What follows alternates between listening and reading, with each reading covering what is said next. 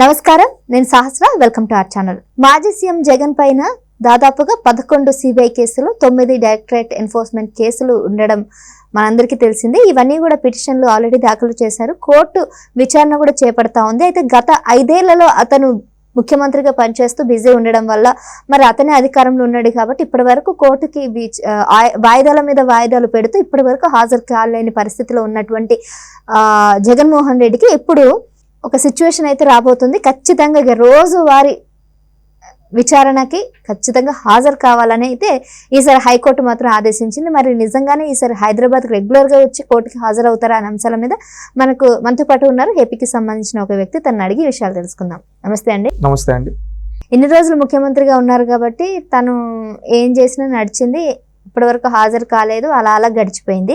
కానీ ఈసారి మాత్రం అధికారం మారింది కాబట్టి ఈసారి హైకోర్టులో ఏవైతే పెండింగ్లో ఉన్న కేసులు కానీ దాదాపుగా 134 కేసులు అయితే తన మీద, అంటే విజయసాయి రెడ్డి, జగన్మోహన్ రెడ్డి, ఇంకా వాళ్ళతో పాటు ఇంకొంతమంది పలువురు వాళ్ళ నాయకులందరి మీద కూడా ఇన్ని కేసులు అయితే ఉన్నాయి. సో వీటన్నిటికి కూడా రెగ్యులర్గా విచారణ చేపట్టాలని హైకోర్టు అయితే ఆదేశించింది. రెగ్యులర్గా హైదరాబాద్ వచ్చి హాజరు కావాలని అంటుంది. మరి ఇప్పుడు ఆయన ఏపీ నుంచి హైదరాబాద్ వచ్చి ఇక్కడే ఉంటాడా? ఎట్లా ఉంటుంది పరిస్థితి? మరి ఇప్పుడు మీరు అడుగుతూ ఉన్నారు, జగన్మోహన్ రెడ్డి గారు కేసుల నుంచి ఇన్ని రోజులు తప్పించుకున్నాడు. నిజమే, ఎందుకంటే ఆయన పైన 2014 నుంచి ఆయన జైలుకి వెళ్ళడం జరిగింది. అప్పటి నుంచి అంతకు ముందుగా 2009 అప్పటి నుంచి విచారణ స్టార్ట్ అయితే 2011కి విచారణ అంతే సిబిఐ వాళ్ళు అరెస్ట్ చేయడం జరిగింది. 16 నెలలు జైల్లో ఉన్నాడు. 43,000 కోట్ల పైన జప్తు చేయడం జరిగింది. అదేవిధంగా దీనిపైన ఆయన ప్రతి శుక్రవారం కోర్టుకు అటెండ్ అయ్యేవాడు. కొన్ని సందర్భాల్లో డిశ్చార్జ్ పిటిషన్లు వేసుకొని నేను రాలేను అని చెప్పి కుంటి సాకులు చెప్పేవాడు. ఎవరు? జగన్మోహన్ రెడ్డి గారు. ఈ విధంగా చెప్పుకుంటూ దాదాపుగా 12 ఏళ్ల పైన గడిపేశాడు. 13 ఏళ్ల పైన గడిపేశాడు వ్యవస్థలను మేనేజ్ చేసుకుంటూ జగన్మోహన్ రెడ్డి.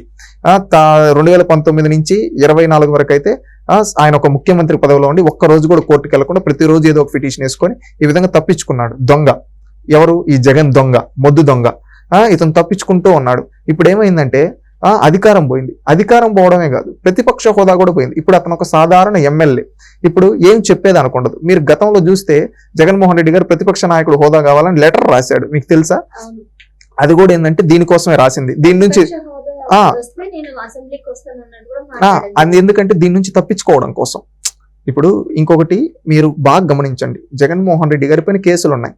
ఇప్పుడు ఆయన అసెంబ్లీకి వచ్చే సమయం కూడా ఉండదు, ఎందుకంటే ఆయన్ని రోజు దీనికి లాగుతూ ఉంటారు. ఎందుకంటే కేసులకు అటెండ్ అవ్వాలి కదా, ప్రయారిటీ. నువ్వు ఎమ్మెల్యే కదా, ఏం కాదు, ఫస్ట్ అటెండ్ అవ్వంటారు. ప్రతిపక్ష నాయకుడు అంటే నాది ఇంపార్టెంట్ బిల్లు ఉంది, ఈ విధంగా ఉందని చెప్పి తప్పించుకోవచ్చు కదా. మళ్ళీ ఇంకొకటి అరెస్ట్ చేయాలంటే రాష్ట్రంలో గవర్నమెంట్ దగ్గర పర్మిషన్ తీసుకోవాలి కదా. ఒకవేళ పర్మిషన్ ఇస్తే కక్ష సాధింపు అని చెప్పేయచ్చు, ఎందుకంటే వీళ్ళపైన దోసేయచ్చు. ఆ విధంగా రాజకీయం చేద్దాం అనుకున్నాడు, కానీ కుదరలేదు అది. ఇప్పుడు ఏంటంటే జగన్మోహన్ రెడ్డి క్లారిటీగా మనం చూస్తే ఏమీ లేదు, ఇంకా విచారణకు అటెండ్ అవ్వాల్సి వచ్చినట్టు. మొన్నేదో బెంగళూరుకి పోయేసి వచ్చాడు. ఇప్పుడు ఏమంటే ఖచ్చితంగా దీనికి రావాల్సి ఉంటుంది కోర్టుకు వస్తే ఇక్కడ హైదరాబాద్ లో ఉంటాడా, లేకపోతే తాడేపల్లి ప్యాలెస్ లో ఉంటాడా, వైజాగ్ ప్యాలెస్ లో ఉంటాడా, చెన్నైలో ఉంటాడా మనకు తెలియదు. ఎందుకంటే ఆయనకు ఊరికి ఒక ప్యాలెస్ ఉంది. ఖచ్చితంగా ఒకవేళ ఇంకొకటి ఏంటంటే ఎనీ టైం అరెస్ట్ చేయొచ్చు. ఎందుకు అరెస్ట్ చేయొచ్చు అంటున్నామంటే అండి, రోజు విచారణ అంటే అతను ఏమంటాడు, నేను రోజు వచ్చిపోవాలంటే నాకు కష్టం కదా అంటే, సరేలే జైల్లోనే నీకు ఒక సెల్ ఇస్తాము, ఇక్కడుండి నువ్వు మా వాళ్ళు వచ్చి రోజు విచారణ, నువ్వు ఇక్కడి నుంచి జైల్లో నుంచి ఎటు వచ్చి విచారణకి సహకరించే సెల్ అని కూర్చోబెట్టచ్చు. గతంలో జయలలిత గారిని అదే విధంగా చేశారు కర్ణాటకలో.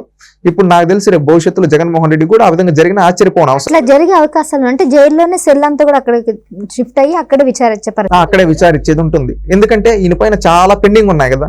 ఇప్పుడు న్యాయ వ్యవస్థలు ఇన్ని కేసులు అంటే ఇన్ని రోజులు పెండింగ్ ఉన్నాయంటే నేరస్తులు తప్పించుకునేయచ్చు. ఇంకేం చేయాలి? రెగ్యులర్ గా అతన్ని విచారించి శిక్ష తీర్పు ఇవ్వాలి. అందుకని ఏంటంటే ఈ దొంగని, ఎవరు ఈ మొద్దు దొంగ జగన్ని ఇంకా జైల్లో పెట్టి రోజు విచారించినా గానీ సంవత్సరాలు పడుతుంది. ఎందుకంటే ఆయన పైన అన్ని పిటిషన్లు ఉన్నాయి. అన్ని పిటిషన్ల విచారణ అంటే ఇప్పుడు 5 ఏళ్ళు తప్పించుకున్నాడు, ఒక్కదానికి కూడా అటెండ్ అవ్వలేదు. గతంలో శుక్రవారం అని చెప్పి మిగతా అప్పుడు కూడా కొన్ని పిటిషన్లు వేశాడు. అవి అన్ని కలిపితే దాదాపు 6-7 సంవత్సరాల నుంచి తప్పించుకొని తిరుగుతా ఉన్నాడు. ఏంటి మన రోజుల లెక్కేసుకున్నా ఆ విధంగా. అంటే అవి రోజు 24 గంటలు విచారించినా గానీ ఇంకా ఉంటాయి పెండింగ్, అవునా కదా? ఆ విధంగా ఇవి అన్ని విచారిస్తూ ఉంటే జగన్మోహన్ రెడ్డి యాడికి వస్తాడు ఇంటికి? దీనికి పోయే టైం కూడా ఉండదు కరెక్ట్ గా విచారిస్తే. అందుకని ఏమంటే జైల్లోనే ఒక సెల్ ఏర్పాటు చేసి అరెస్ట్ చేసి ఆ జైల్లో నుంచి విచారణకు రోజు సహకరించమని చెప్పి జైల్లోనే పెడతారు. ఆ విధంగా పెట్టే ఛాన్స్ ఉంది.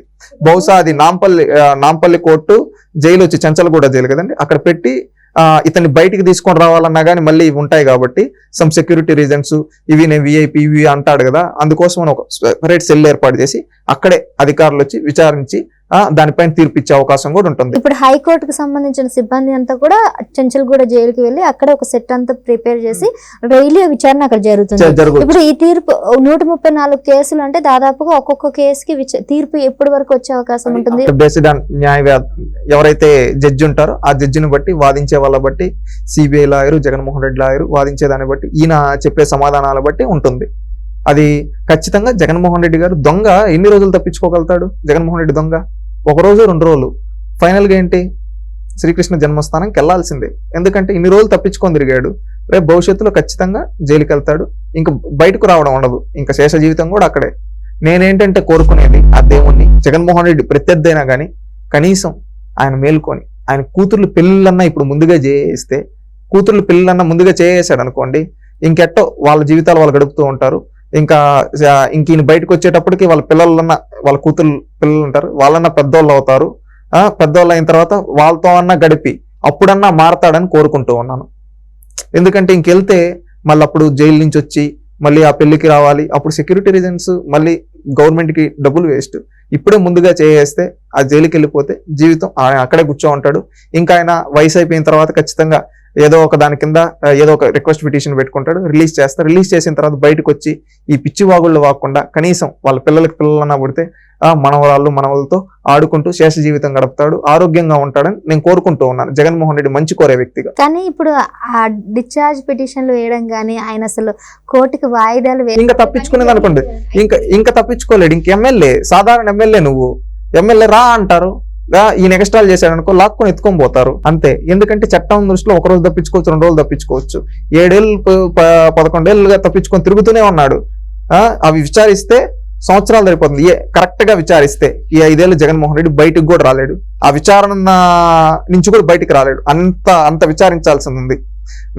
ఒకవేళ శిక్ష పడితే ఇంకా జీవితంలో ఎన్నికల్లో పోటీ చేసేదానికి అర్హుడు కాదు, అనర్హుడుగా మిగిలిపోతాడు. పూజకు పనికిరాని పువ్వు అంటారు కదా. 3 సంవత్సరాలు జైలు శిక్ష ఉంటే ఎమ్మెల్యే అంటే రాజకీయాలకి అర్హులు కారణం అంటారు.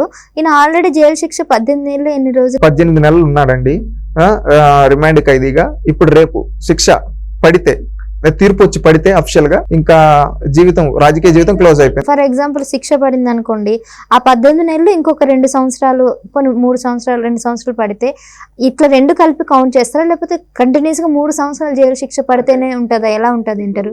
ఇప్పుడు వరకు రిమాండ్ ఖైదీగా ఆధారాలతో పట్టుబడ్డాడు, ఇంకా పర్ఫెక్ట్ గా తీర్పు అనేది రావాల్సి ఉంది. ఎందుకంటే ఇప్పుడు జగన్మోహన్ రెడ్డి బయట ఉండే వాళ్ళని ఏదైతే ఇన్ఫ్లుయెన్స్ చేస్తాడనే ఉద్దేశంతో అన్రోల్ పడ్డాడు. మళ్ళీ ఈయన ఏవేవో చెప్పి కారణాలు చెప్పి న్యాయ వ్యవస్థలో ఉండే లుసుకులను పెట్టుకొని బయట తిరిగేవాడు. ఇప్పుడు ఏమైంది, విచారణ ఇన్నేళ్ళు తప్పించుకున్నాడు, ఇంకా వెళ్తే తీర్పు వచ్చింది అనుకోండి, దానిపైన బెయిల్ ఉండవు, రిక్వెస్ట్ పెట్టుకొని ఏదైనా 1 రోజు వచ్చి వెళ్ళిపోవాల్సిందే. అప్పుడు ఏంటంటే జీవితాంతం ఇంకా జైలే, రాజకీయాలకు ఇంక పనికిరాడు. పూజకు పనికిరాని పువ్వు అంటారు కదా, అలాగ అయిపోతాడు జగన్మోహన్ రెడ్డి, రాజకీయాలకు పనికిరాని జగన్ అయిపోతాడు, ఇంకా వైసీపీ పార్టీకి భూస్థాపితం అయిపోతుంది ఖచ్చితంగా. Thank you.